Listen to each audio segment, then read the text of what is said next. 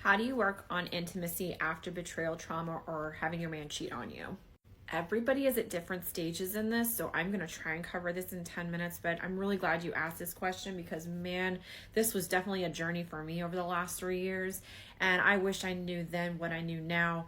Absolutely, my marriage has healed so much, and I would say our intimacy is on a different level completely. I look back and I'm like, man, I thought we were intimate. No way.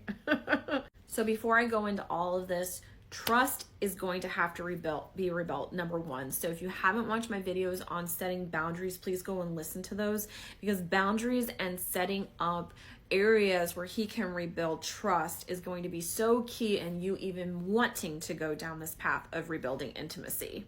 So some of these things might shock you because people correlate intimacy to something physical. And there's actually a lot of things that you can do before you even get physical. Men, just tend to be attracted and want to do things physically, but women really need to be romanced and loved and paid attention to in order to want to be intimate with their partner. So here are some invaluable things I learned, and I might have to do this in 2 parts. So I'm going to talk about vulnerability because, number one, vulnerability is huge, and not just for you, but for him. If one of you is an avoidant in the relationship, tendency is you're not willing to really open your heart to this. I want you to draw a picture of your heart. If you have a piece of paper and a pen, and draw your heart and what it would look like if you were transparent and candidly honest. And 9 out of 10 times, your heart is going to look like it has some damage to it, or there's places in your heart you don't want people to go to.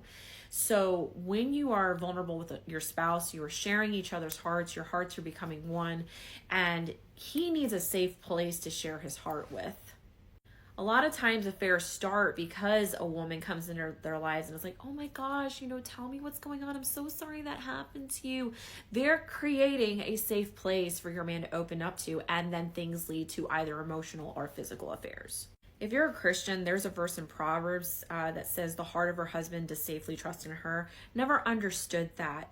But the rest of the verse continues, and he shall have no need of spoil. Essentially, he's not going to need to cheat on you. I never understood what that verse meant. And over time and meditating it through my healing process, I was like, aha, this is exactly what therapy is teaching me, that if I can create a safe place for him to be vulnerable and open up his heart, it's going to be really hard for him to want to cheat on me, because once a man finds a safe place to be vulnerable, and that is what he's looking for with you, it's going to change the whole game in your relationship.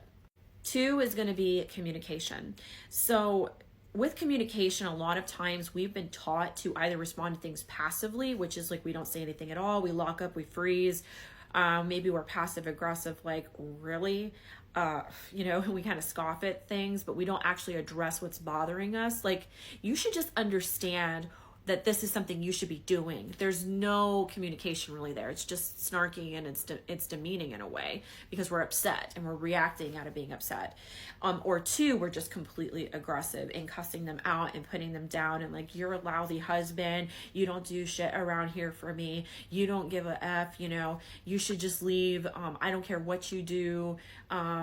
We're done, that type of communication. So what I want you to encourage you to do, and this is very difficult, it is an exercise and it's going to take time to build, is instead of going to a place of reaction, you're going to go to a place of grace. And what grace is you're basically in this spin cycle of, everyone has one. Everybody in their relationship has one. It could be the dishes. It could be finances. It could be you don't take me on a date. Whatever it is, it's this recurring spin cycle in your relationship. So you start with your spin cycle. This is the situation. And have him write down how that spin cycle makes him feel. I feel blah, blah, blah, blah, blah. And it could be an emotion, an adjective, whatever it is. And then you're going to do the same thing. So he's going to write down how he responds to your reaction or just the situation. And you're going to respond to his reaction and the situation. And then drop boxes down in how that makes you feel. So what is your reaction usually in those situations? That's going to be the next thing. What is your reaction? So how are you responding to this? Are you walking away passively? Are you just huffing off and doing it yourself and building up resentment? How are you both responding to that situation? The next box is going to be responding to a place of grace and instead of responding to your reaction. So coming to a place of compromise, coming to a place where you both can communicate in a green space, meaning you're not in a red space, you're in a green space to work out that conflict. Understanding that your partner has trauma, your partner has probably deep issues with this just like you do, and learning how to respond to your inner child with both those things. I'll give you mine as an example. Ours was doing the dishes. My husband and I would always fight about doing the dishes. I would get so upset because I would ask my husband to do something and then he would never get the job done, or he would only do it halfway. It would make me feel abandoned. It would make me feel lonely. It would hurt me because I felt like the slave in the house, and I shouldn't have to baby him and tell him that, hey, finish the dishes. So I would get, my reaction was to go to a place of anger, being bitter, being resentful, and I would start clanging the dishes around in the house really loudly, banging things around, slamming doors in the kitchen. So I would handle it passive aggressively. It would cause this tension in the whole house. My kids felt it, my husband felt it, and actually would cause him to pull back even further because nobody wanted to be around me when I had that type of reaction. When he did this side of the chart, I was actually really shocked because he wrote down that he felt like he was never good enough. He never could do a good enough job for me. I was a perfectionist. He was trying to do the best he could, and I just didn't care. And so what was the point in helping me if it was never going to be good enough? Through that exercise, we were able to work out that when he was a child, he felt like he always had to do chores from, basically his whole day. They were homeschooled. He had to do chores all day. And he figured out as a young child that if I only do one chore and I just drag it out the rest of the day, I don't have to do any more chores. He had some really traumatic moments. I'm not going to say what they are because that's his personal story, but he had some very, very traumatic parts of this in his story.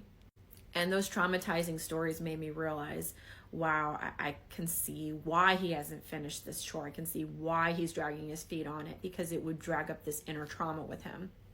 I also had inner trauma because I had volunteered at this place for an entire year. I won't go into that story, but I was a maid for almost an entire year without getting paid, and I experienced a lot of abuse through that, where I was waking up at 6 a.m. and sometimes working to 10 a.m. doing actual maid duties on this volunteer service program. And so I was very traumatized with cleaning. So this created this vicious spin cycle in our marriage. When he got diagnosed with ADHD, one of the things the doctor and the counselor explained to me was that with ADHD too, there's a lot of forgetfulness.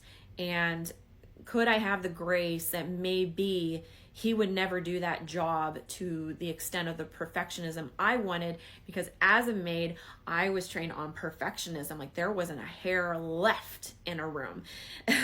There was not a spot left. And I was holding him to that same standard that I was taught as a maid. Whereas if he had ADHD and if, he was doing the job to the best of his abilities, could I be okay with that and just thank him for actually helping out doing the chores? I tell you all, when we came to this place of grace and I was able to say, hey babe, the dishes weren't done, do you mind just going back and finishing those dishes? And he was like, oh my gosh, I'm so sorry, I got distracted, let me go back and do that. Versus me banging the pots and pans and reacting in a negative way transformed our communication. And transforming your communication is so pivotal in this, in order to rebuild intimacy. Because if you are constantly going through this vicious cycle and building up resentment, that is going to affect what happens in the bedroom. Okay, so I'm getting to close to the end of this. I'm going to go into a part 2.